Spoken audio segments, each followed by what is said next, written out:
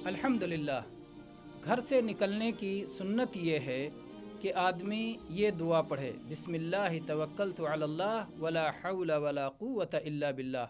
ये दुआ सुनन तिर्मिज़ी और सुनन अबी दाऊद की हदीस में है, और उसकी ये फजीलत बयान की गई है कि जब बंदा ये दुआ पढ़ता है तो शैतान उससे दूर हट जाता है, और उस बंदे के बारे में कहा जाता है कि तेरे लिए किफ़ायत हो गई, तेरी हिफाजत हो गई, तेरी हिदायत हो गई। इस दुआ का माना यह है, बिस्मिल्लाह, अल्लाह के नाम से, तवक्कलतु अलल्लाह, मेरा भरोसा अल्लाह पर है, वला हौला वला कुव्वता इल्ला बिल्लाह, और अल्लाह के बग़ैर न कोई ताकत व क़ुव्वत है और न कोई हरकत और तब्दीली है।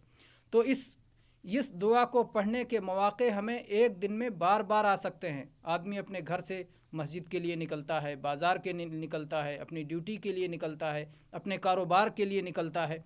तो जब जब इस सुन्नत पे घर से निकलते हुए वो अमल करेगा और ये शऊर और एहसास रखेगा कि नबी करीम सल्लल्लाहु अलैहि वसल्लम की सुन्नत पर अमल कर रहा हूँ, तो अल्लाह तबारक व तआला उसके दुनिया और आखिरत के तमाम मामलात में काफ़ी हो जाएगा।